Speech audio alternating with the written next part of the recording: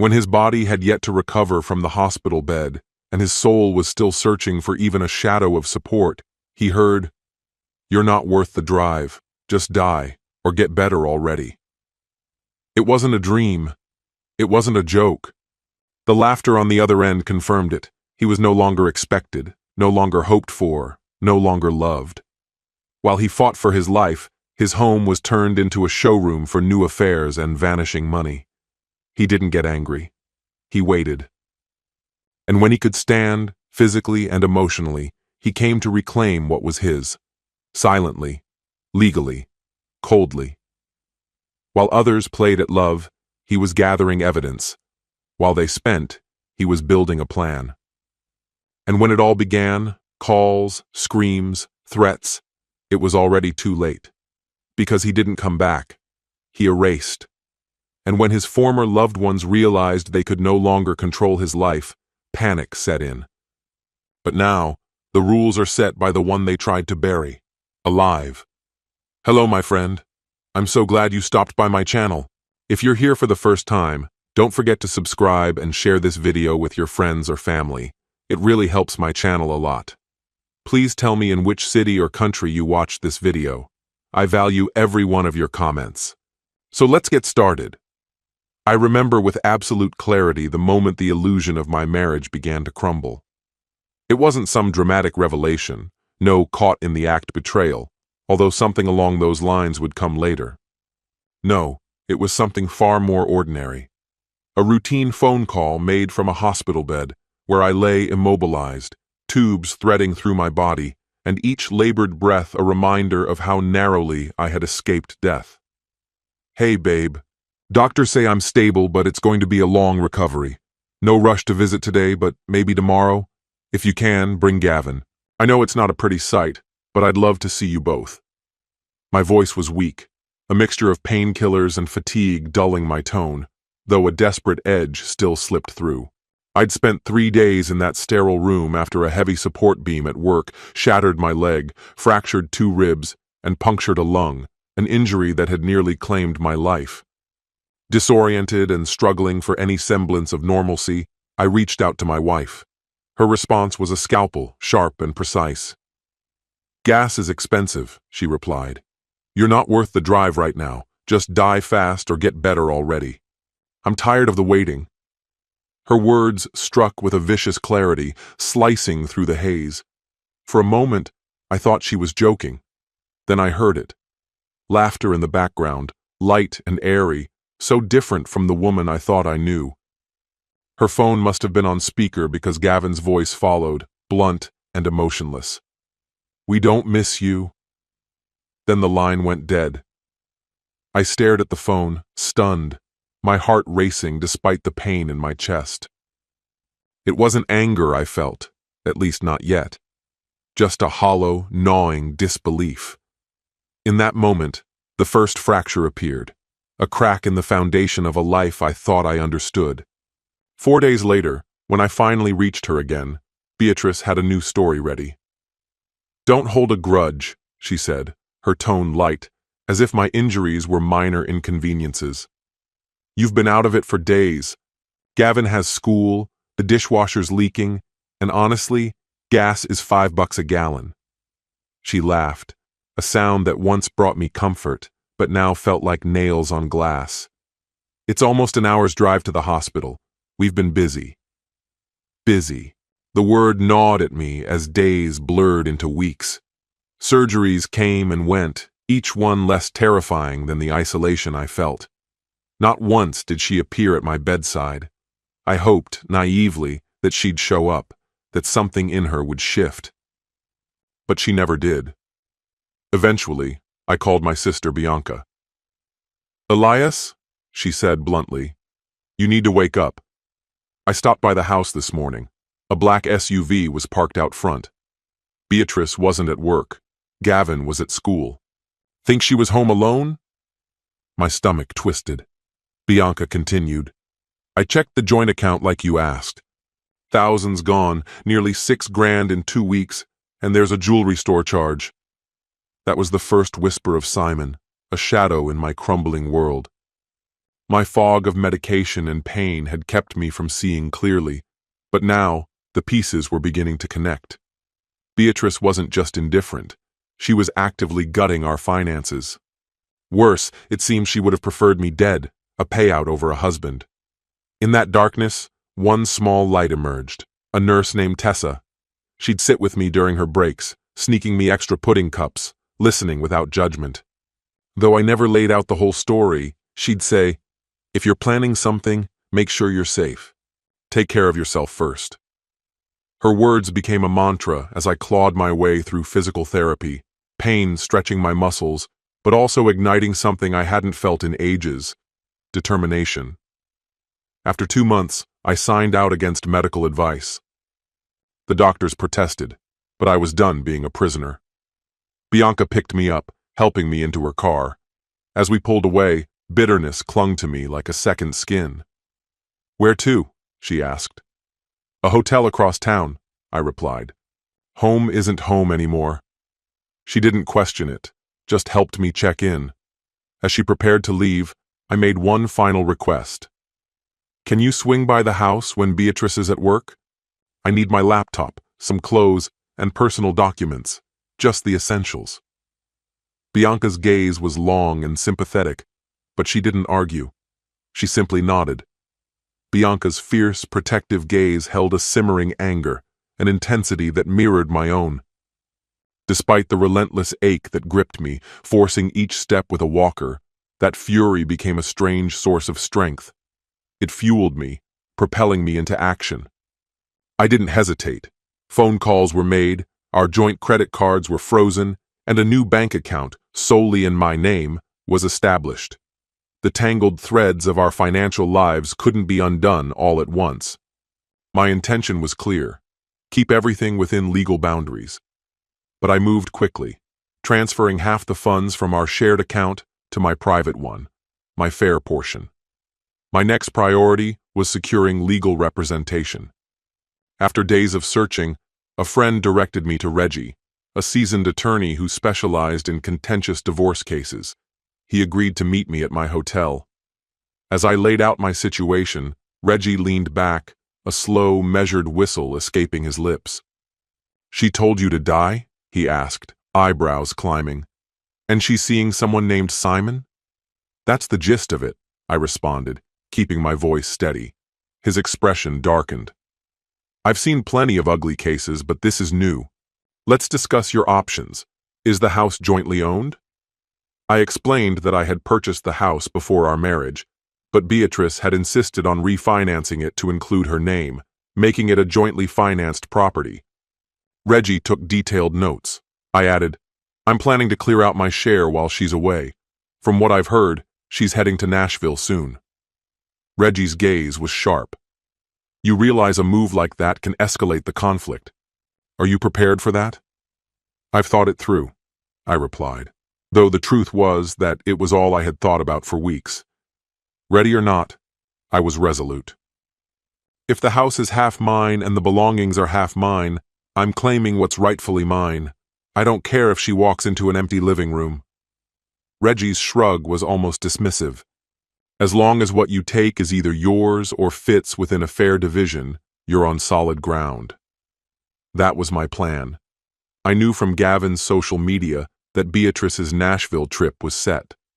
His latest post was a smug selfie in a designer outfit, captioned, "Nashville weekend with Mom. Can't wait." The audacity stung. She hadn't visited me in the hospital but had no qualms about a getaway. Bianca confirmed their departure, Friday morning, back by Sunday night. That left me Saturday. I scheduled local movers, giving them a precise list of items I would take: the living room set, dining table, major electronics, my workshop tools, and Curtis, our dog, who was microchipped under my name. Following Reggie's guidance, I meticulously divided shared possessions to avoid any accusation of theft. I left behind her vanity, her craft supplies, and other purely personal items. Gavin's belongings were untouched, except for the gaming console I had given him. Saturday arrived. Bianca picked me up at noon, and we parked out of sight to avoid curious neighbors tipping Beatrice off. The moving truck pulled up on schedule. Hobbling through the front door, my pulse quickened. It felt surreal, entering what was still my home, at least in part. The house looked staged, unnaturally neat, likely a front for Simon or her friends. But Curtis, my golden retriever, broke the tension, bounding toward me with unrestrained joy, barking, tail a whirlwind. In that moment, a fleeting warmth pierced the chaos. I sank to my knees, hugging him, pressing my face into his soft fur. Despite everything else crumbling, Curtis hadn't forgotten me. The movers began their work, carrying out the sofa, coffee table, my desk, and chairs, all meticulously listed. Passing the bedroom brought a sharp ache. The bed we had shared for 8 years was a joint purchase. Fine, I took the frame but left the mattress. Let her deal with that. I hesitated outside Gavin's room. Memories clawed at me. He was just a kid, even if his words had become venomous. But the echo of his dismissive voice still stung. I knew Beatrice's influence was behind it. Ultimately, I decided to take only what I had paid for, his gaming console and the monitor I had bought him. His bed, dresser, and clothes remained. I wasn't leaving him with nothing, but I wasn't surrendering my investment either. As the clock struck 6 in the evening, the moving truck stood packed to its capacity.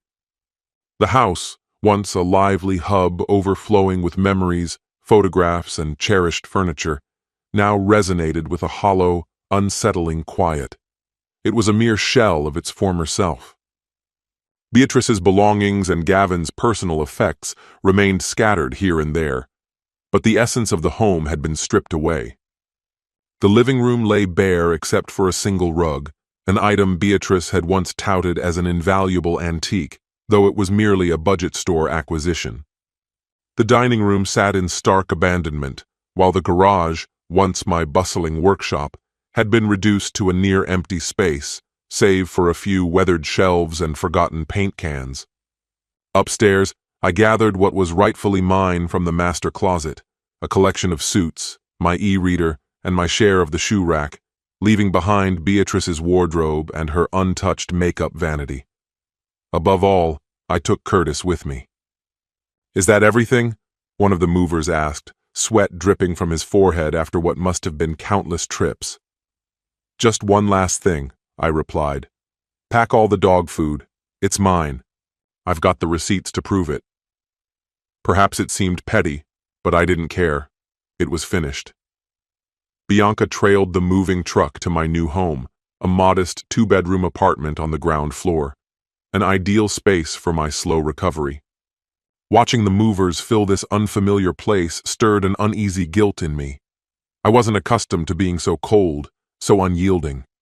Yet every time I second-guessed myself, I recalled the phone call. Die fast or heal quick. No hospital visits. Thousands draining from our joint account. Worst of all, Beatrice's escapades with Simon. This was no simple misunderstanding. She had chosen to abandon me, and I owed her nothing. By 8 o'clock, the move was complete. Curtis explored the apartment, his nose twitching at every unfamiliar scent, his tail swinging with tentative curiosity. I laid out his bed by the living room window, where he soon settled with a soft sigh. Bianca stayed until nearly midnight, helping me unpack the basics, dishes, towels, bedding, before leaving me alone with this new reality. On Sunday night, the text messages started pouring in. I ignored them at first, but when I finally switched on my phone, it vibrated so incessantly it nearly slid off the table. Beatrice's texts were relentless. "Where's all our stuff? What did you do? Why is the house practically empty? You can't do this, Elias. It's illegal." Her rant continued without a trace of regret, not a single word asking about my health or my recovery after the accident, just an endless list of complaints about material possessions. I turned off my phone, hoping for rest that never came. My curiosity eventually won, and I checked my sister's video. The doorbell footage showed Beatrice standing on our former front lawn, shouting at the darkness. Her voice cut through the quiet neighborhood. "He took everything! My husband robbed me like a thief in the night!"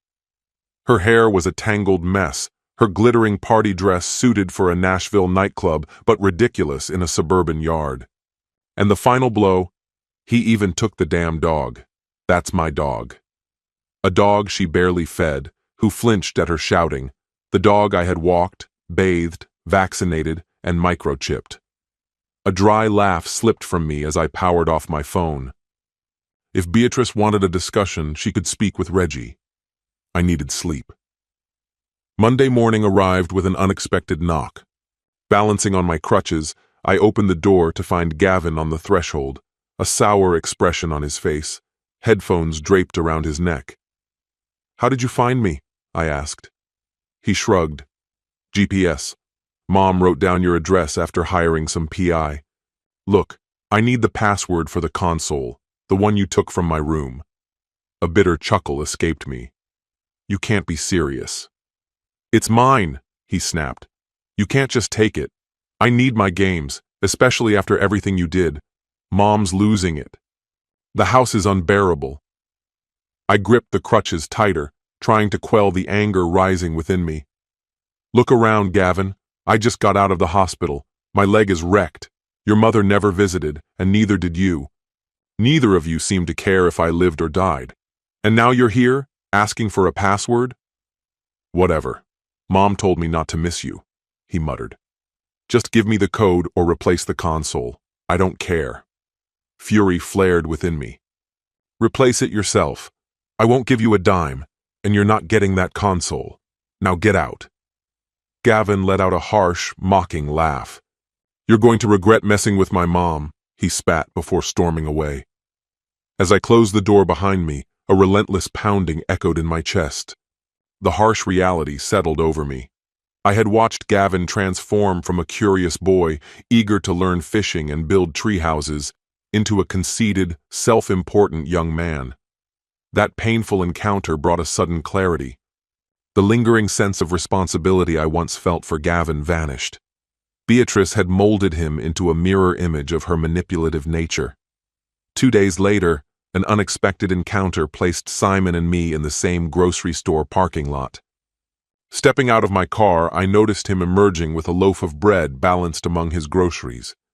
Memories surged, Simon sneaking around my home, perhaps even sharing the bed I had once shared with Beatrice. My hands clenched instinctively, and Simon's gaze met mine, his expression faltering as he adjusted his bag. "Hey man," he greeted, stopping just outside my reach. "I heard about your accident. Are you doing okay?" His feigned concern only ignited my anger further. Ignoring the sharp ache in my knee, I moved toward him, a flicker of fear crossing his face. Without thought, my hand shot out. An open-handed slap echoed in the quiet lot. It wasn't a punch, worse than that. A calculated insult. Simon staggered, barely keeping hold of his groceries.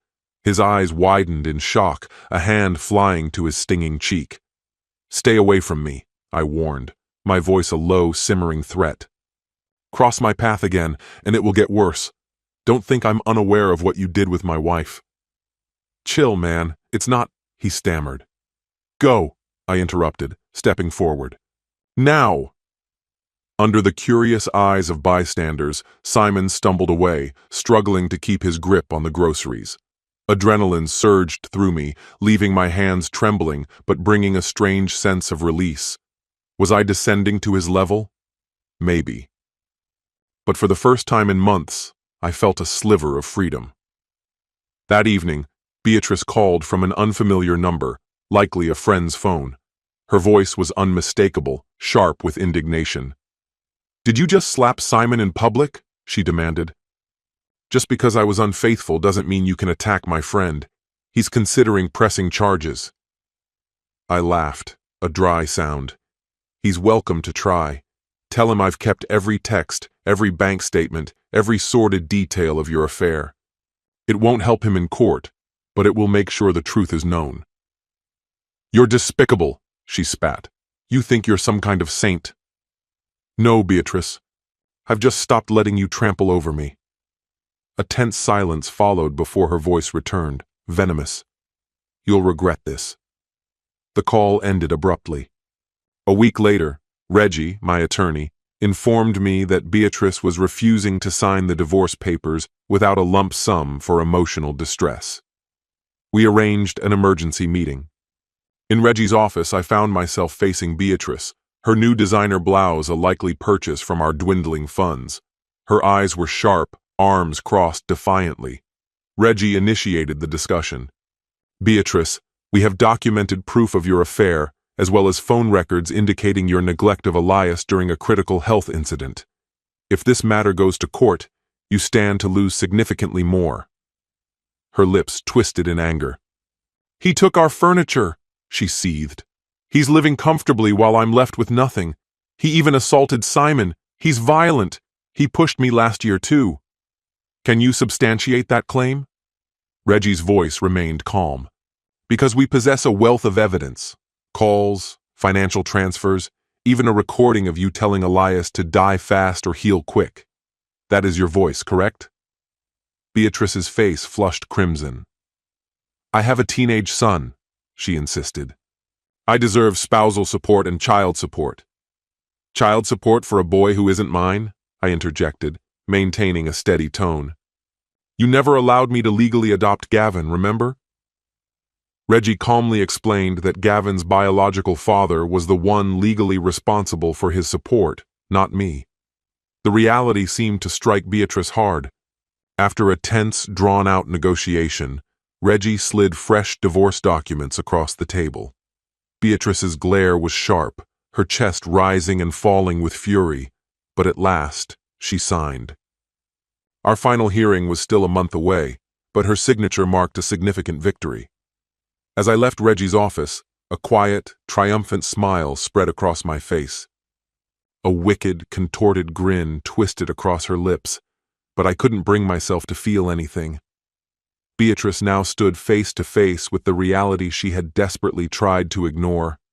As I stepped away, she hurled a threat after me. "You'll regret that little spectacle in the parking lot. Simon won't let this go. He's been embarrassed." I just shrugged. "He embarrassed himself by sneaking into my bed with you." Sure enough, by the next weekend, a letter from a local attorney landed in my mailbox, claiming that Simon had grounds for a lawsuit. Reggie waved it off as an empty threat, but a new undercurrent of anxiety settled over me, leading to sleepless nights staring at the ceiling, dreading a looming legal disaster. Yet the threat faded. Perhaps Simon realized a public scandal wasn't worth the cost of a single slap. 2 weeks slipped by, and my life settled into a pattern again. My days revolved around physical therapy, part-time desk shifts at the job assigned during my recovery, and evenings filled with unpacking boxes in my new place. Strength gradually returned, enough to leave the crutches behind. Guilt surfaced now and then, memories of the younger me resurfacing, the one who once promised to love Beatrice in sickness and health. But that guilt always crashed against the memory of her twisting those vows, her whispered wishes for my quick death. Her social media painted a picture of indulgence, opulent lunches, extravagant shopping trips, all funded by her talent for siphoning resources. Before I froze our joint account, she'd even skimmed money. I suspected she might have tried to open new credit lines in my name. Who knew for sure? What I did know was that she was off to Nashville again for a weekend escape. Bianca texted me the plan. Beatrice was heading out with Gavin on Friday morning. Another rendezvous, another betrayal. This trip was my chance. A window to reclaim what was mine. Items we once shared, but that rightfully belonged to me. Portraits we'd commissioned, a few valuable tools from my workshop, some electronics. I arranged for a small moving crew to help on Saturday. Saturday morning, I pulled up outside my former home. The once manicured lawn had grown wild and untended.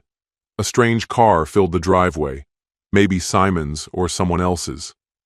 But the house appeared silent. Still holding a key, I let myself in.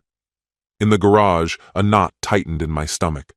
Carefully, I began collecting my belongings. A brand new leaf blower I'd bought for the coming fall caught my eye, still stashed behind the workbench. I loaded it without hesitation. My choices had dwindled. I was coiling an extension cord when a car door slammed. Beatrice marched up the driveway, a handbag swinging at her side. She wore a short skirt, oversized sunglasses propped on her head, and a look of pure venom. "What do you think you're doing?" she screamed, her voice slicing through the quiet. "You have no right to be here. This is my house." She lunged at me. I staggered, pain flaring in my still recovering leg. Her fingers clawed at my collar, nails scratching my neck. "You think you can just keep taking from me?" she shrieked. Reflex took over. I shoved her away, my palm against her shoulder, an act of instinct.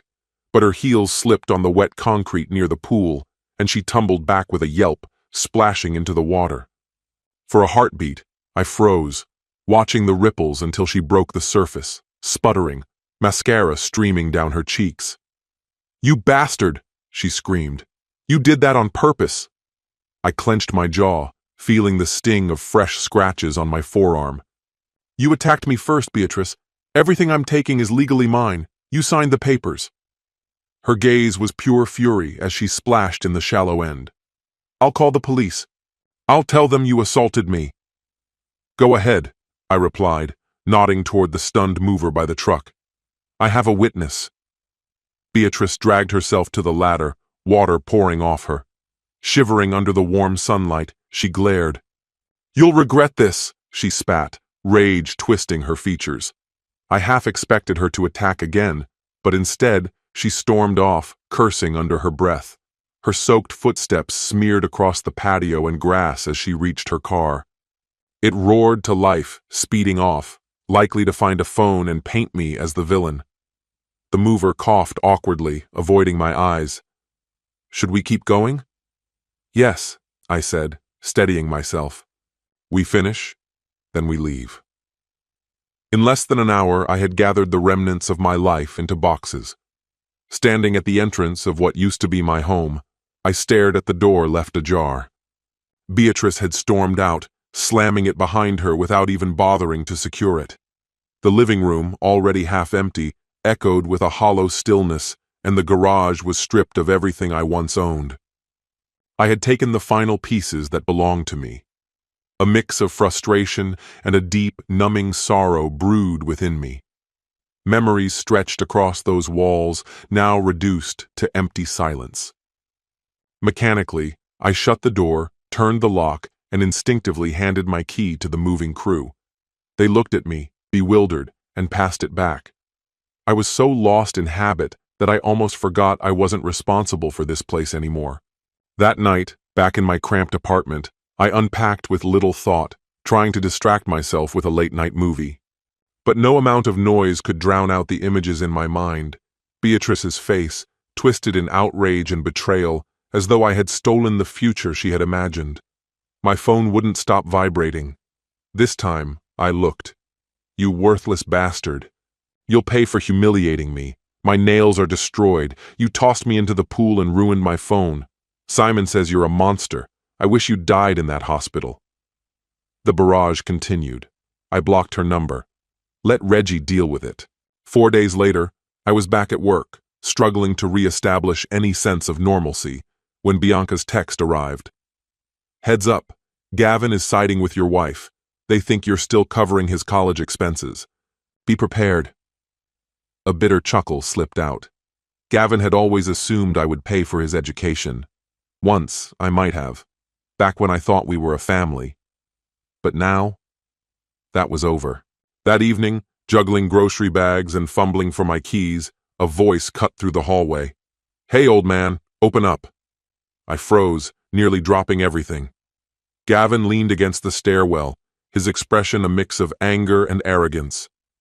"How did you even get in here?" I demanded. "Door was open," he lied, swaggering closer. "Mom says you cut off the college fund. You just ruined my future. She said you're refusing to pay." I drew a deep breath, holding back the frustration boiling inside me. "You're not my responsibility anymore, Gavin. I tried being there for you, and you wished I was dead. You made your feelings clear." He laughed, sharp and bitter. "That's bullshit. You promised you'd pay for college. You can't just walk away." "Yes, I can, Talk to your real father or your mother. Or do what most people do. Get a job, apply for scholarships. His anger flared. Are you even listening to yourself, old man? I'll make your life hell if you don't pay. A cold resolve settled over me. Get off my porch, Gavin, now. He didn't move.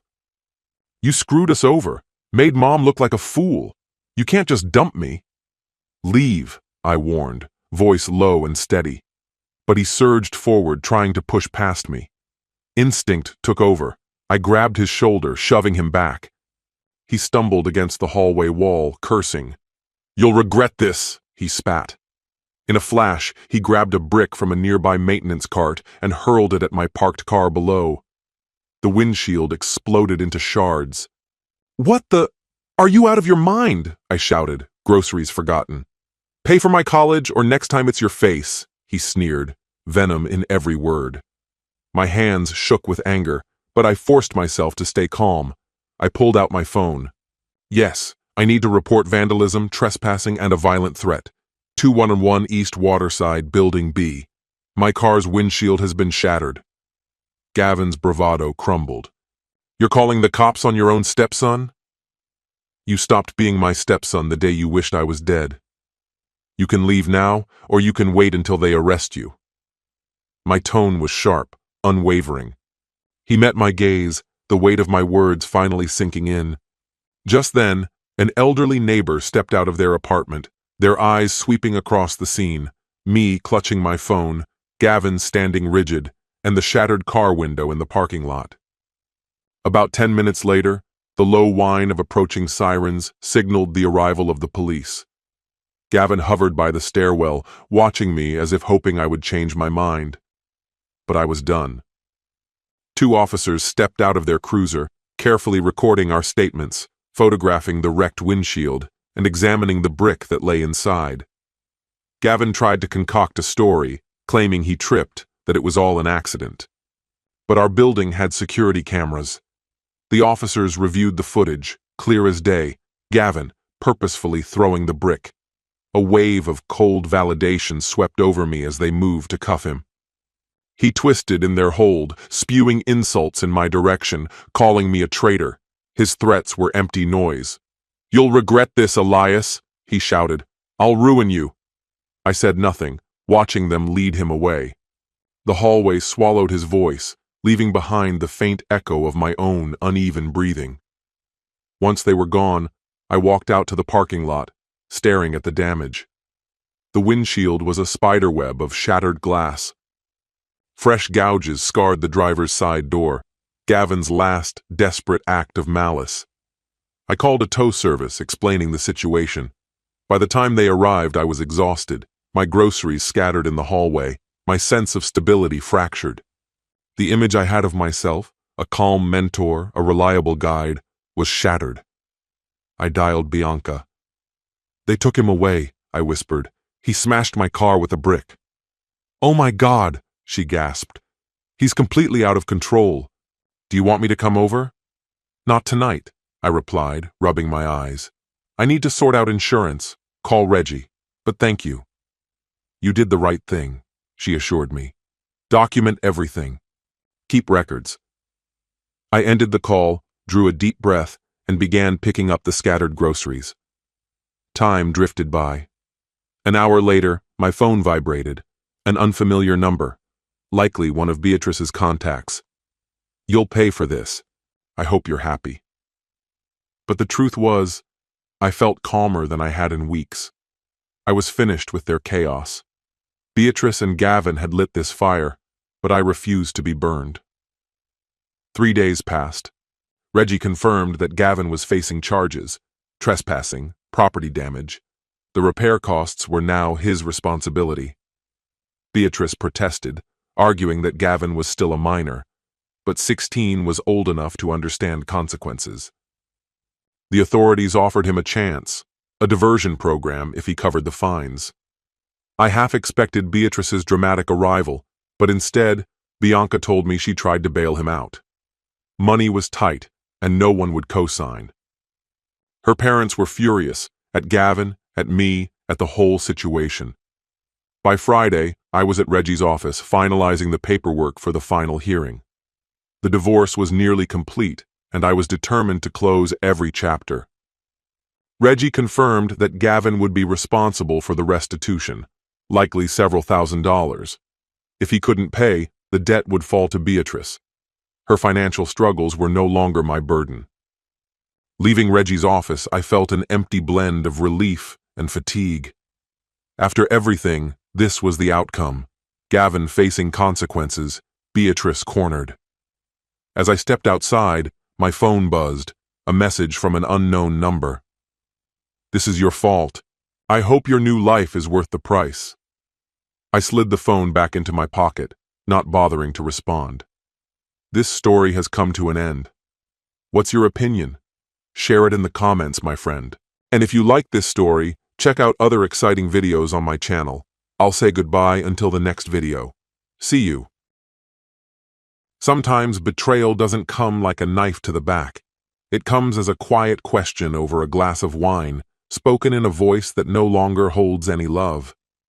You live beside someone who wears your shirt, makes your breakfast, and looks at you like you're just another piece of furniture.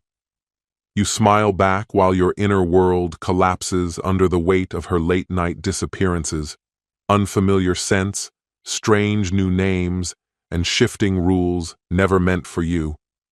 And then someone else shows up, someone who doesn't demand proof, doesn't cast blame, doesn't punish you with silence, someone who just listens. And in that moment, you finally realize you're not the crazy one. You didn't ruin anything. You didn't lose your grip. Someone simply stopped valuing what you gave and started replacing love with convenience. So here's the question. When the game stops being fair, do you keep playing? Or do you stand up, walk away, and take your life back one step at a time? Hello, my friend. I'm so glad you stopped by my channel.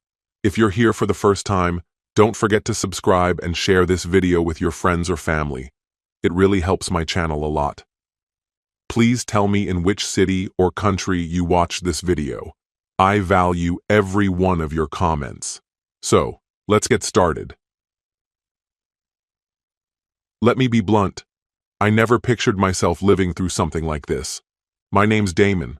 I'm 34, and what I'm about to share feels less like a chapter of my life and more like a plot twist from a bizarre indie movie. But this isn't fiction. This is real. Every awkward, bewildering, gut-wrenching second of it. It all started on a completely ordinary Tuesday evening. I was slumped over the kitchen counter, wearing the same pair of worn-out sweatpants I always did, half listening to a background documentary I can't even remember now. My wife, Marissa, was nearby, humming quietly while she poured herself a glass of red. She was barefoot, wearing one of my oversized shirts, and looked so effortlessly beautiful. I caught myself thinking how crazy it was that I still felt the same way about her as I did the day we got married. Then she said it, like she was asking whether we should order sushi. "Damon, have you ever thought about opening up the marriage?" I laughed. I mean, full-on belly laughed, assuming she was joking. But then I looked at her. She wasn't smiling. Her face was calm, composed, like she'd been waiting for the right moment to deliver a line she'd rehearsed in front of a mirror. "I'm serious," she added softly, tucking her hair behind her ear. "It's been 10 years. We've kind of plateaued. Maybe we need something new." She sipped her wine like nothing was out of the ordinary, while my heart pounded loud enough to drown out my thoughts. I asked her what exactly she meant, and she launched into this speech, one I'm sure she'd prepared. It was all about personal growth, freedom, how love evolves over time. She brought up friends of hers, young, wild, liberated, who were supposedly thriving in open relationships. "But we're not broken," I said. "We're not lost." "Are you bored?" I asked. She didn't confirm it, but she didn't deny it either. That night, sleep evaded me. I just stared up at the ceiling in the dark, while Marissa snored gently beside me. At some point, her phone buzzed, once, then again. I didn't look. I already knew. By morning, she was back to flipping pancakes like we hadn't just torn a seam in our marriage and left it dangling next to the coffee maker. Over the following days, she brought it up more frequently, her tone softer each time. No pressure, just something to think about, she'd say. We'd set our own boundaries. And me? I gave in, out of fear. Fear that saying no would make her hate me, or worse, make her leave. So I agreed, nauseous, uncertain, and already grieving something I couldn't name. What followed felt like being strapped to a slow-moving train headed straight for disaster. Within days, she changed. There was a glow about her I hadn't seen in years. Her hair looked shinier, her makeup more daring. She started staying out late. Girls' nights, reconnecting with old friends, hopping from bar to bar. She'd leave smelling like her usual perfume and return with the faint scent of something different. Nights out turned into full weekends away. Her smiles grew sly. And me? I was home reheating leftovers, lying to myself that I could handle it, that I was being strong, but inside, I was crumbling. One night, she rolled in around 3 a.m., tipsy and radiant. She kicked off her heels, collapsed onto the couch, and said, "I had the best night with Connor. You two would actually get along." Connor. I didn't know the name, had never heard it before. I didn't respond, just sat there and watched her fall asleep mid-sentence. The next day, I noticed her toothbrush had changed. Different color, different brand. It was like even the smallest details of her had been swapped out. The woman I married was disappearing in front of me, and still, I stayed. I shoved all the hurt and rage and confusion deep down until it finally exploded in the most public, humiliating way possible, at a family barbecue. Her cousin cracked a joke that shattered whatever was left of my composure. "So it's true, huh, Damon?" He laughed. "You and Marissa are open now? Heard she's enjoying the buffet." I just stood there, frozen. By the grill, balancing a plate of ribs, was Lena, Marissa's younger cousin, the one Marissa always described as immature and overdramatic, the one who'd moved to Portland and only popped in for weddings or holidays. She looked at me, not with amusement, but with something else, something closer to sympathy, like she knew more than she was letting on, like I was about to find out. A week after that barbecue, I got a message. From Lena. "Hey, hope that cookout didn't totally wreck your night. If you ever need to talk, I've got wine and a pair of ears. Zero judgment." I stared at my screen. Hardly anyone knew what was really going on. Just a few close friends. Marissa had curated this perfect little image for her family. Modern, edgy, fearless love. She never mentioned the lonely nights I spent wondering what I'd done wrong. But Lena? She saw through it. I wrote back. At first, our messages were light. Jokes, gossip, harmless stuff about her aunt's weird potato salad. But slowly, things shifted. The sarcasm gave way to something more honest. She asked me questions no one else had dared to. "Are you really okay with this? Or are you just pretending to be?" I didn't know how to answer. A few days later, she called. Her voice was steady, clear, but behind it was a kind of softness, a sincerity that made it obvious she wasn't just asking questions to fill silence. She meant them. One phone call turned into several, and by the following Thursday evening, I was driving across town to meet her over coffee. I waited at a patio table as she arrived, jeans and a hoodie, her hair pulled back in a loose bun, no makeup, no scent, no mask, just Lena. She walked up, gave a quiet, "Hey," and smiled, not in a flirtatious way, but the kind of smile that makes you feel seen. We ended up talking for hours. I shared everything, from the first night Marissa suggested opening our marriage, how I'd assumed it was some strange test of loyalty, and how I'd gone along with it out of fear, not desire. I told Lena about Connor, about that second toothbrush that never moved, about how silence had become the only thing left in our home. She never interrupted. She didn't try to analyze or advise. She just listened. Sometimes she'd shake her head slightly and murmur, "That's just not right." And when I finally admitted, "I don't even recognize myself anymore," she leaned in a little and said, "Then maybe it's time to find out who you are." We didn't kiss that night, but something changed in me. I didn't feel small or invisible. I felt known, and Marissa picked up on it the moment I came home. "Well, would you look at that?" she scoffed, swirling her drink. "Someone grew a spine. Who is she?" I froze. "I don't know what you mean." "Don't bullshit me, Damon," she said. "You've got that look, like someone finally saw you." Her tone was mocking, but her eyes were sharp. I didn't respond. I didn't owe her anything. But from that point on, something shifted. She started snooping through my phone when I was in the shower, asking sudden, loaded questions and comparing answers like she was piecing together a case file, yet she still went out, night after night, doing whatever she pleased. One evening, after another of her late returns, I asked quietly, "Is this still working for you?" She tilted her head. "What are you saying?" "I'm saying this setup, this open thing, I don't think it was ever mutual. I think it was always about you. And I just kept hoping one day you'd choose me again." Her smirk faded. "So what? You want to end it now because you've got someone new?" I met her gaze. "No. I want something real, built on honesty. And if that's not something I can have with you, then I'll find it elsewhere." She didn't have a clever line ready this time. The next morning, my phone buzzed with texts. One from a mutual friend. "Marissa's freaking out. Says you're leaving her for someone younger." Another from her mom. "Stop stirring up drama." I ignored them. Instead, I spent that weekend with Lena. We hiked a trail, just the two of us.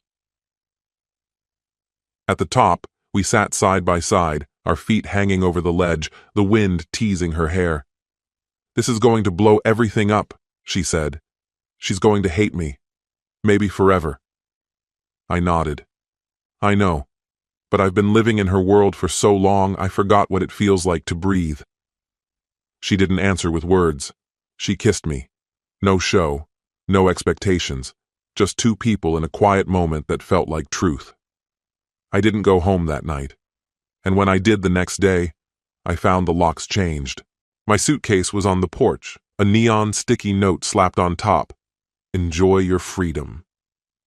I laughed. Not because it was funny, but because, for once, she'd given me something honest, a door out, and I was finally ready to walk through it.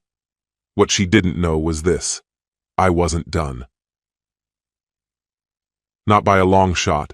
She had started this game, and now I was going to finish it on my terms. I moved into a small, furnished apartment a few blocks from the firm. It wasn't impressive. Creaky floors, weird plumbing, a view of a brick wall. But it was mine. No more waiting for her to come home. No more second-guessing who she was with or why she was late.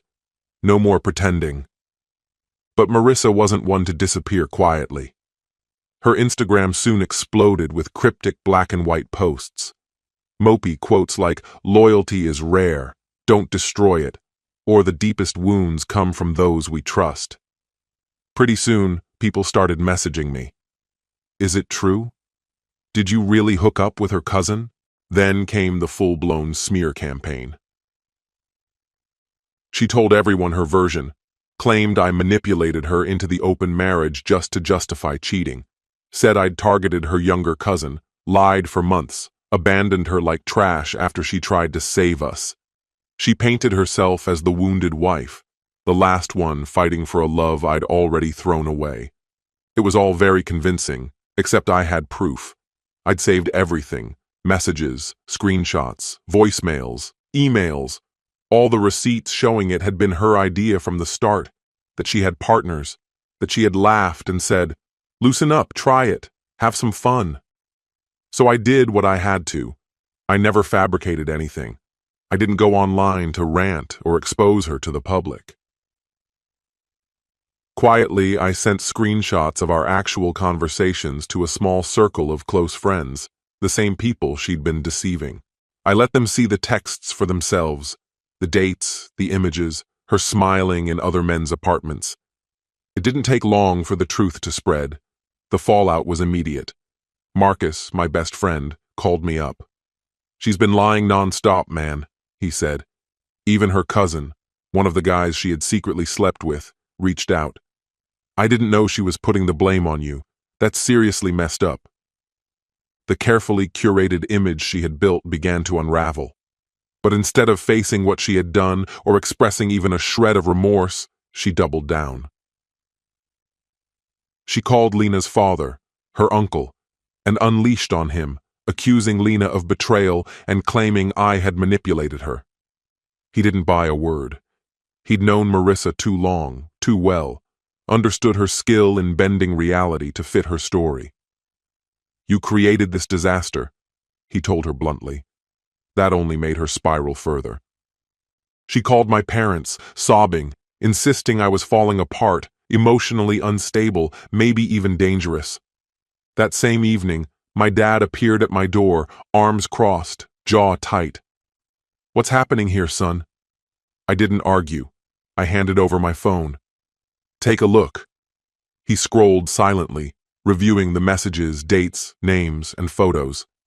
After about 10 minutes, he looked up and quietly said, "I had no idea. I'm sorry." Then he pulled me in for a rare embrace and added, "Don't let her pull you back into that. Protect your peace." I promised him I would. But Marissa wasn't finished.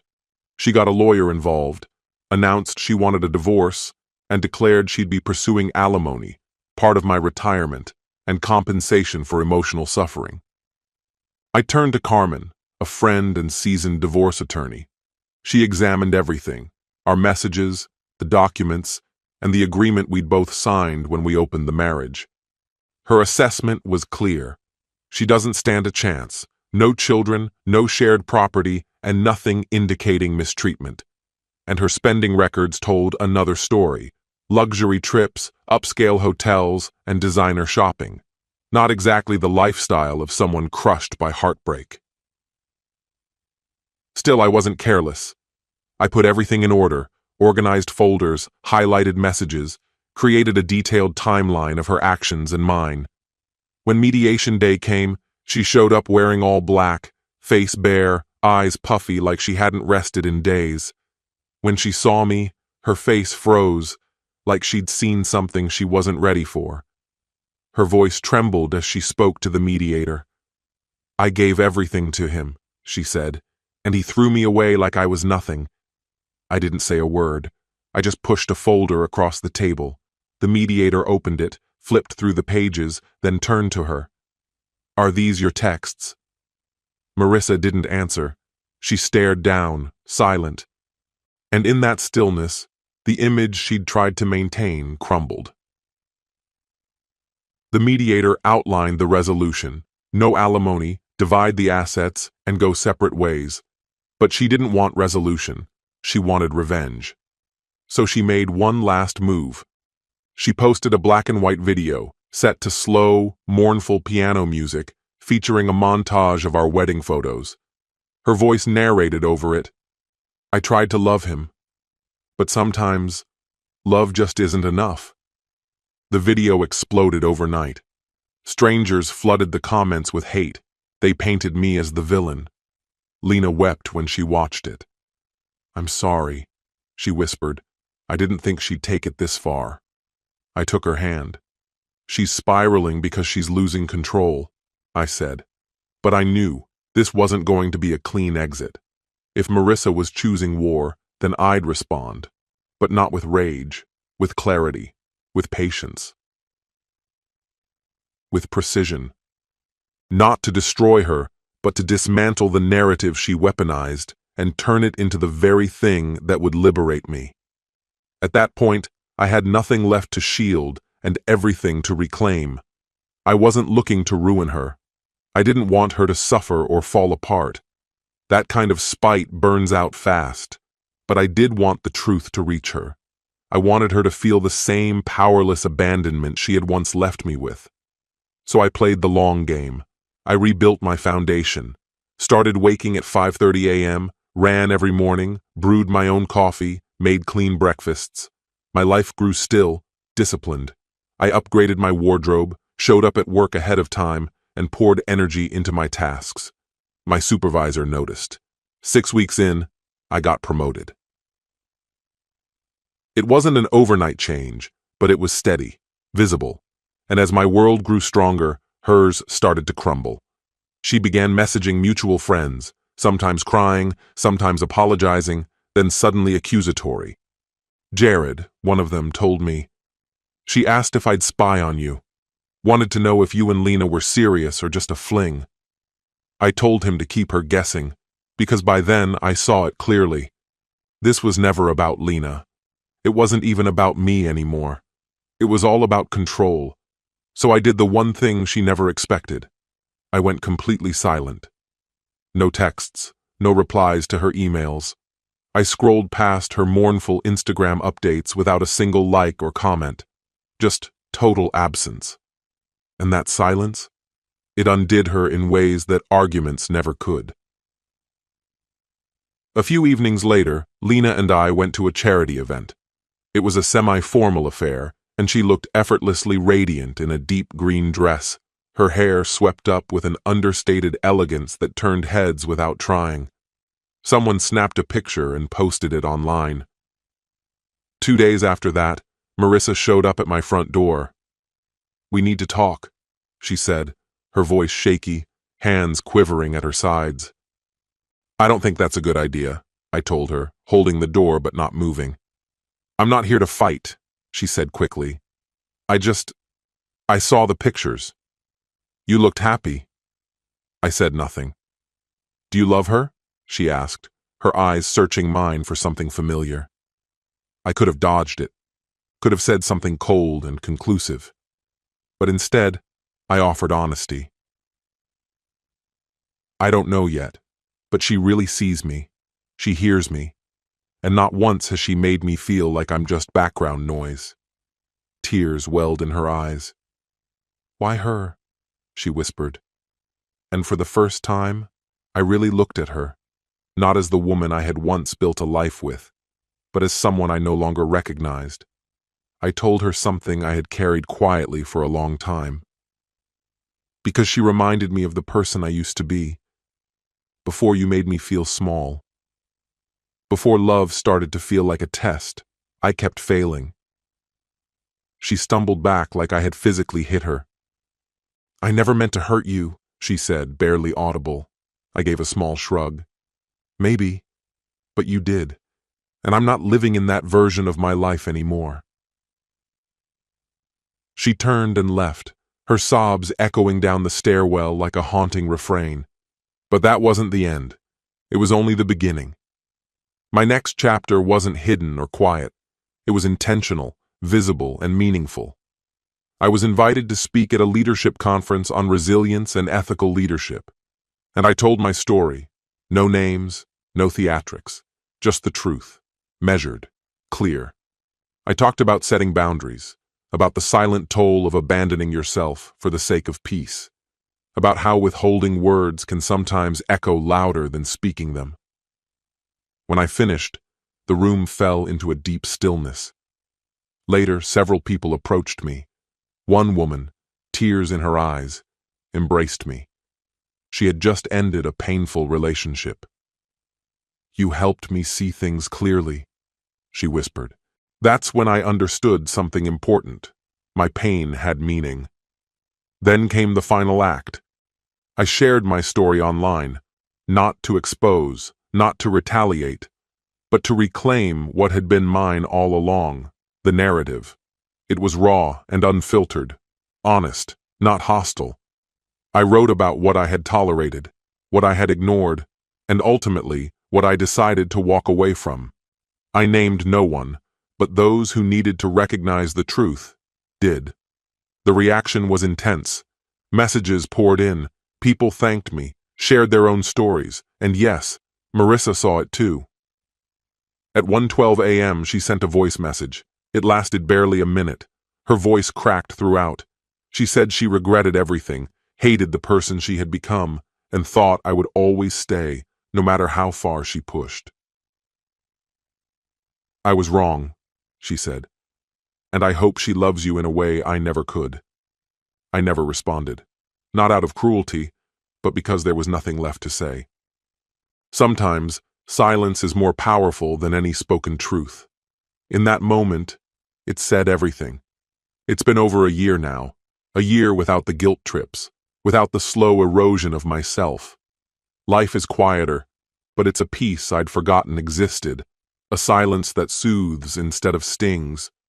My apartment is still a little cramped, still creaks in places, but now it feels like mine. No more pretending, no more masks, just authenticity.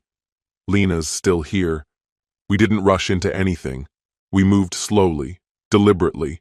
There were challenges. Her father didn't look me in the eye for months. Some family members murmured behind our backs. But the truth, when it's real, has a way of cutting through all of that. We traveled. We binge-watched documentaries. We built flat-pack furniture together without the instructions. Burned the manuals and figured it out from scratch. She's the first person I've ever been with who doesn't need me to explain my silences. She just sits next to me and lets them exist. One night, sprawled on the floor with takeout and our legs tangled like teenagers, I looked at her and said, "This doesn't feel fair." She tilted her head. "Why not?" "Because I met you in the middle of my wreckage, and you stayed." She smiled gently. "Maybe I just like watching people rebuild." That's when it hit me. This story was never really about what broke. It's about what grew in its place. That doesn't mean everything is perfect now. Marissa still performs grief online, carefully curated sadness for sympathy. I don't reply. I don't correct the narrative. I don't engage. Because that chapter is finished. And if there's one thing I've learned, it's this.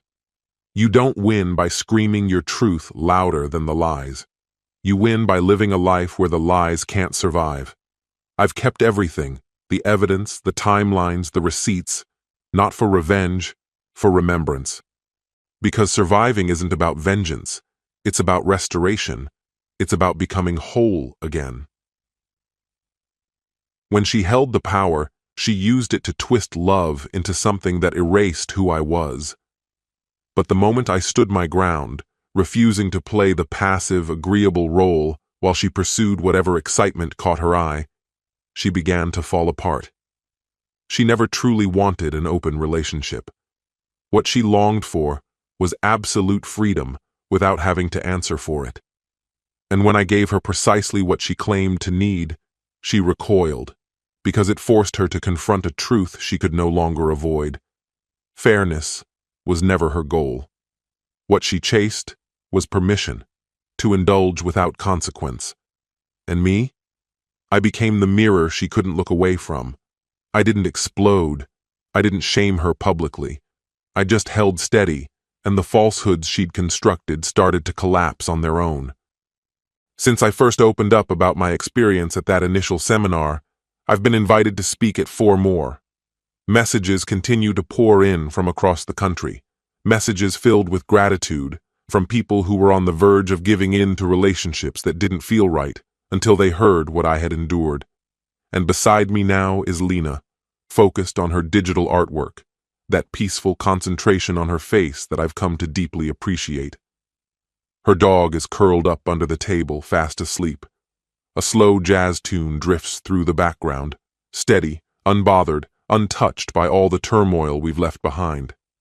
This is what peace feels like, not her collapse, not her silence, not the ghostly echo of unread texts. But this, my equilibrium, my wholeness, and my commitment to never again letting someone else's chaos shape my world. So if you're reading this while standing in the place I once stood, trapped in a love that empties more than it fills, Hear me clearly. Wanting tranquility doesn't make you weak. Craving something lasting doesn't make you boring. And walking away from someone who demands that you shrink yourself to keep them comfortable, that doesn't make you the villain. Sometimes the truest form of justice is found in quiet contentment. And that's what I hold on to now. She begged for freedom. I gave it to her. Then I walked away, carrying with me peace, understanding, and a partner who sees me not as a task, a trophy, or a test, but as someone to be chosen, and chosen freely. And I would trade every performative apology, every fake tear, every polished photo for that, without a second thought, every single time. This story has come to an end. What's your opinion? Share it in the comments, my friend. And if you like this story, check out other exciting videos on my channel. I'll say goodbye until the next video. See you.